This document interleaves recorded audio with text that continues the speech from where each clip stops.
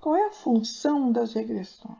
Não é desligar a conexão entre a causa e um efeito mal? Então, o que vamos fazer é objetivar a regressão para o momento em que o paciente iniciou o quadro. O que foi o evento causador do quadro? Vamos dar um exemplo de medo, que aí fica mais fácil. Se o paciente está se queixando de medos, fobias, na regressão ele vai ser levado ao momento em que esta fobia iniciou. Qual foi o evento que causou medo no paciente? Muitas vezes, esse medo não foi nessa vida, esse medo foi numa outra vida. Então ele vai ser levado exatamente para esta cena. Enquanto ele relata para a psicoterapeuta, e continuará a recordação. Por exemplo, vamos dar um exemplo no caso de um afogamento. A pessoa morre afogada numa vida e depois ele tem fobia com água. É obviamente muito natural. Então houve uma conexão entre o fato de uma morte numa vida passada, por afogamento, e um receio, um medo, uma fobia nesta vida que ninguém consegue resolver porque não se sabe a causa.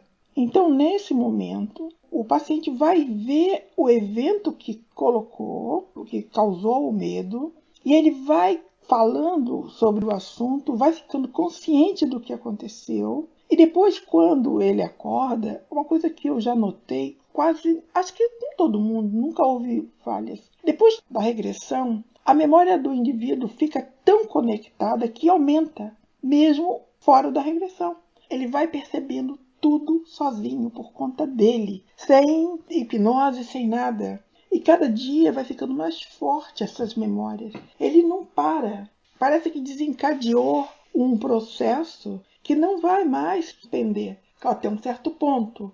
Mas eu acho muito bonito isso, porque o paciente depois ele vem bem nítido. As cenas são revistas e são acrescentadas detalhes depois. Então, o paciente ele vai ter essas imagens e vai conseguir perceber a causa da fobia. Nos Estados Unidos, sempre houve uma terapia existencialista que todo mundo até acha interessante. O paciente tem medo de avião. Tratamento: entrar num avião e participar de um voo. Então, a gente chama de antifobia. Na homeopatia, você não trata o seu próprio semelhante. Isso é a mesma coisa que a homeopatia. O tratamento da regressão é mais ou menos isso. Você trabalha mostrando para o indivíduo uma cena que causou, que deflagrou o quadro.